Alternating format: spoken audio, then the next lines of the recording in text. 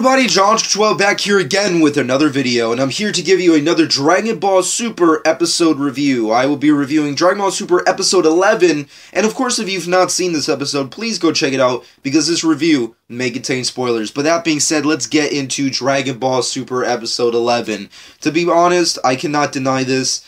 I read some comments that really got to me in a more hysterical way, and I know that for like the last few episodes, I've been doing this a lot in the beginning of my reviews, that I feel like I should stop, but I can't stop this, but I just am eternally, I cannot stop discussing it, and that's basically the criticism that Dragon Ball Super gets. Now, let's be honest, I'm a hardcore fan, I'm going to defend what I love. However, I will admit that I cannot defend some of the ridiculous, fillerific, like, downright kind of crappy qualities of this series. I can't deny them, but there was a specific comment that I remember reading not too long ago, like, legitimately, like, this, like, I just watched the episode for, like, the dozenth time already, so this is not anything new. However, there was a specific comment that really got to me in a more comedic fashion in comparison to the other, like, hate comments that you can get for Dragon Ball Super episodes, and it was basically pertaining towards the episode lengths and how many episodes you have to go through to finish a fight. I thought that was pretty funny because the comment kind of goes in length of like, oh, you have to wait to 5 episodes to see the end of a fight. Fights last like freaking 5, like, I don't know why. Maybe it just shows my age and how freaking old I am, but God, like, it's so weird to be like, you just want to, like, as a person of my age, you just want to be like, bitch, like, to kids today's, bitch, like, I had a fucking harder time watching Dragon Ball Z than you have watching Dragon Ball Super. Let's get that fucking out of the way. I mean, like, when I was a kid watching DBZ on Toonami back in the day when Toonami was hardcore, you know, and had shitty fucking 3D animation. Not the cool animation you got today. No, the shitty version that was, like, done with computers that sucked ass. That version. I had to fucking wait an entire summer to see who the fuck won a fight. I had to wait. Like, that Goku versus Frieza fight, the Super Saiyan Goku versus Frieza fight is hands down the longest Dragon Ball Z fight I ever had to watch chronologically, respectfully, on air. It was so incredibly long. I fucking did not know who was ever gonna win, you know? Hell, we had to wait fucking like 5 episodes to wait to see when a character was gonna stop powering up. You know, so the complaining is completely subjective, and it's respectable, and it's undefendable. However, those kind of hate comments, I would love to just shit talk, because it's like, come on, really? Dragon Ball Super at least, like, finishes fights relatively quickly, to a certain extent. Like, 3 episodes tops, you're done with a fight. At least back in the day, I had to fucking wait forever. Like, you wait till, like, entire sagas to see who the fuck won anything. You know? And that's not me bashing the past, because obviously I love the past. I mean, fuck, I dedicated majority of my life to it. To this universe, this series, the manga, the anime, the movies, the freaking companion, you know, spin-off stuff. The entire franchise as a whole. That's just because I'm just a gigantic fan.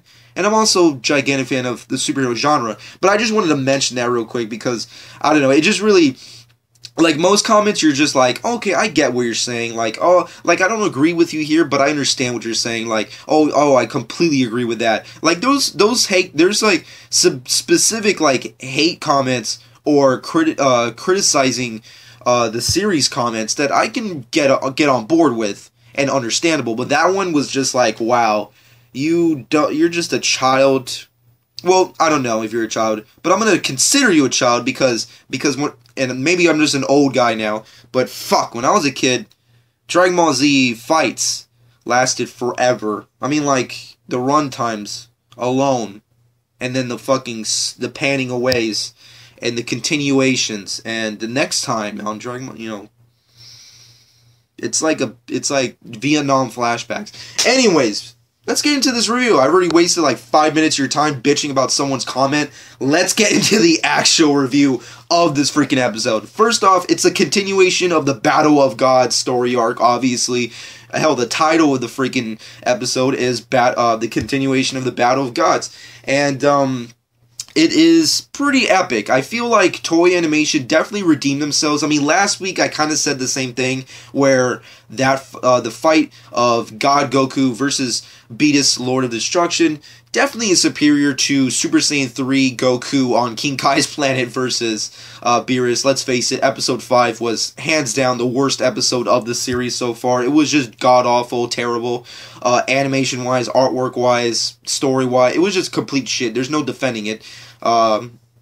But however, they definitely redeemed themselves with these last couple episodes, but this one definitely takes the cake. It's almost like if you had such a shitty-ass day watching the prior episodes, this episode is just like one big gigantic birthday cake. It's not your birthday, but you're gonna fucking enjoy that shit. And that's what this episode does. It's so enjoyable, it's entertaining, it's fun, it's comedic. I mean, granted, there are a few things that I really would have done without, or at least for me, that I really didn't enjoy, which are mostly nitpicky thing, because in the whole scope of things, the majority of this battle and this episode, I really enjoyed. But if I had to pick out certain things I just did not like about this episode, I definitely have to say I could have done without the campy, goofy elements of the fight that Goku and Beerus were going out.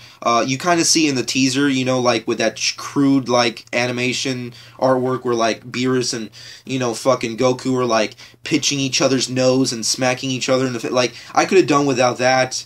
Of course, it's done out of comedic elements, but I could have done without that. The entire time, like, panning away from the fight to see what Bulma crappy ass ship is gonna work or something, and like what Piccolo's saying inside it. Like, I didn't really care about that. Like, I just wanted to see the fight. I didn't need to pan to them, especially considering the fact that, you know, it's hard for them to even witness anything that's going on, so why even try? But whatever. And then also, I didn't really understand the Vegeta moments. I mean, granted, Vegeta is a powerful character, and he's one of my favorite characters. And he's definitely one of the definitive #1 greatest characters to a lot of fans out there. However, how is it possible that Vegeta can witness everything that's going on from how far away he is? That was one of the things that I completely did not grasp in this episode. They kind of did it last week, but this week they overdid it for me. Like, it's just like, he's just standing on top of the cruise ship, just watching the fight. And it's almost like, is he really watching the fight, or is he just waiting for the outcome? Because, and this is why I say that, #1,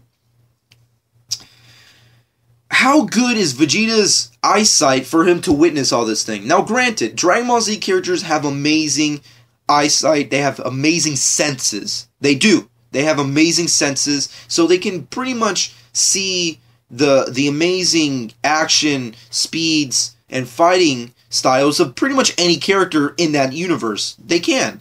However, this is an entire different scale. I mean, granted, you might not think that because of like, oh, the animation is shit, whatever. In the context of the show, this is a completely unbelievable fight. You have two gods fighting each other. Hell, they say it all the time. You can't sense out the characters in the show because it's a god key. Whis explains it that normal humans, or at least normal beings in this specific universe, are incapable of sensing out god key. So how is it possible that Vegeta is witnessing everything? Does he have just extremely, extraordinarily epic, super bird, Hawkeye, fucking amazing eyesight? You know, like how, or is he just waiting there, just being like, you know, just waiting for his boy to fucking win this fight for him? I don't know. I'm just saying that just really bothered me. And like every time something good would happen, he would smile. It's like, that's cool and all. And I love me some Vegeta. Vegeta's hands down my second, you know, favorite character next to Goku. But I mean, come on. Was he really seeing everything, or was he just waiting there? I don't know. It really depends. I mean, we'll have to see what happens. But overall, let's get into the actual good parts of this episode, which is the fight itself. Now, that may be saying a lot, considering the fact that Super hasn't really given us the amazing, epic, phenomenal godlike battles that we would love to have, considering the fact that Dragon Ball Z kind of defined epic battles for us in the action anime genre. However, this episode definitely takes the cake on battles on Super, at least for now. It's amazing to see Goku and Beerus fight the crap out of each other, and also it's really enjoyable to see the differences of each character's aspects in the fight itself. Like Beerus, he's getting tired with Goku. He wants to see, the great thing about it is that he has this this high expectation for Super Saiyan God, and Goku's just not meeting that. So the more the fight drags on, the angrier Beerus gets, and the more uninterested he is with Earth. And that's kind of like the really cool context of his character. And then you have Goku, who's trying to expand his abilities, his scope, and of course trying to understand the full logistics of Super Saiyan God, which is something that I really, really enjoy. I mean, like, if there's one thing that I've been enjoying from Super so far, is exploring the power of Super Saiyan God, because I'm not one of those fans who's like, yeah, Goku's stronger and he's faster and he punches harder and he's more powerful. Like, that shit don't mean anything to me. When I hear God, I want to see some God power. When we saw Beerus, we seen Beerus do amazing feats with his power and abilities alone. I want to see Goku do that. I've seen him punch and fly his way out of things. I've seen him shoot Kamehameha blasts since the fucking 90s. I don't need to see it again. I want to see him do something new. And this episode, we actually got to see Goku in God mode do a lot of new things. And it was very impressive. And the great thing about it is that it's completely different from the movie. Now, granted, I love the movie. I thought it was an amazing comeback for Dragon Ball Z. And I don't think if it wasn't for that movie, we definitely couldn't have this show or its sequel. However, the great thing about what the show's doing is that God Goku doesn't have a time limit, which is amazing. I mean, granted, it could happen. Maybe, like, next week he finds out, like, oh shit, it's gone, which would piss the shit out of me. However, that idea and plot device has yet to reveal itself, which I hope never freaking does. But that, without me jinxing it, putting that aside, it's also really interesting to see what he's fully capable of. And it also shows that he's still learning the powers of God. And of course, he still has a lot of power to show off to Beerus, who is completely, at this point in time, completely uninterested in Goku, which is very funny and hysterical to watch.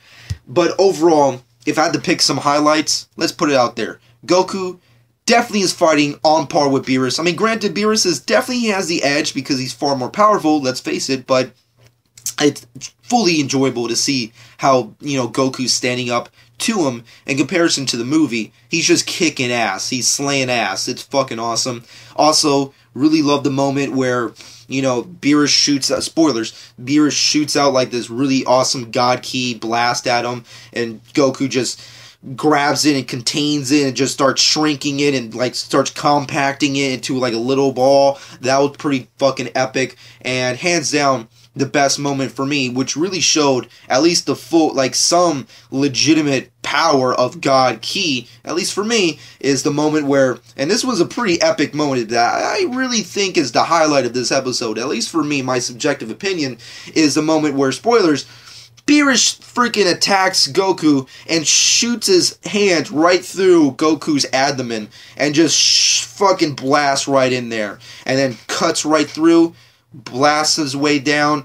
Goku falls back into Earth's orbit, it completely crashes in the ocean, and you feel like, holy shit, is this really done? This is the end of the fight? This is how it ends? But no, freaking uses his God, Super Saiyan God power to heal himself, his God Keys, and also that, I have to give them kudos to Toei for not going too graphic with it, because let's face it, this shit's still for kids. Now that we're adults, this shit's still for kids, so let's try to, keep it somewhat PG. I don't know, maybe when the Blu-rays come out, maybe there'll be an uncut version where it's blood instead of fire, which would be I don't know. We'll have to wait and see on that front. However, it was pretty cool to see like this fiery God Ki like shooting out of his body, and freaking he starts to heal him, like his God Ki starts to heal himself, and it's just he's fully healed, shoots back into space, and now it's on. Goku versus Beerus in space. Pretty fucking badass. Overall, and that's the essential episode. That's actually even the end of the episode, now that I think about it. However, this episode was fully enjoyable, completely entertaining. Granted, there were some things I didn't like the whole Vegeta thing and the Bulma ship panning away thing, and also that goofy little animation spot that they kind of showed off in the teasers. Was not a big fan of that. I could have done without it. But overall, the big overall scope of it, the fighting, the action, the artwork, hell, even the artwork and animation. I mean, like, granted, that's been one of the biggest flaws of Dragon Ball Super so far. But in this episode, they definitely kicked it up, and I found it really amazing. The color correction was great. I love how the colors on Goku just pop. Like, I love that orangey, that super orangey glow that just pops right off his outfit, and the pinkish, purplish, red hair. The colors just really pop on Goku, especially in this episode, and it's really nice. Overall, the episode, I have to give it a good 9 out of 10. Amazing fucking episode. I loved it. It was definitely, hands down, one of the most enjoyable episodes so far that I've seen on Dragon Ball Super for like the last couple weeks so far. I mean, like the last couple weeks of episodes have been like meh, but this episode definitely takes the cake. It's fully enjoyable, entertaining, fun, funny, and has, surprisingly enough, really good artwork and animation. So kudos for Toei for definitely kicking it up a notch. Hopefully they keep this trend going up and forward, because let's face it, we don't want to get shitty episodes with shitty animation and artwork, which has been one of the biggest criticisms towards Dragon Ball Super. So hopefully they keep up this trend on the artwork and animation being at least good and on par with the first couple episodes, and hopefully it just gets better from here. But overall, episode 11, fucking badass. I loved it. I found it enjoyable. It was definitely one of the best episodes I've seen in the past couple weeks. And I can't wait to see next week's episode. Freaking God of Destruction versus Super Saiyan God in space. Yeah, that's freaking awesome. Now that also kind of brings up another aspect. Now that Goku, and they kind of tease that in the movie, but now that Goku's a god, he can breathe in space. Let's just fucking enjoy that right now. He can breathe in space. I know there's a whole the whole oxygen thing that kind of bothers people, in the whole scope of things in the series, but let's just enjoy it for now. Come on. Let's do the explaining later. Let's just enjoy it now. They're fighting in space. We don't get to see that a lot. And we didn't really get that with the movie a lot. So next week, let's fucking enjoy that shit. Hopefully, it's fucking amazing. And hopefully, it's not just outside Earth's orbit and atmosphere for the entire episode. Hopefully they're I don't know, that's kind of my little hype and expectation for it. They just start fighting all around space and start jumping off planets and moons, and I doubt that's going to happen.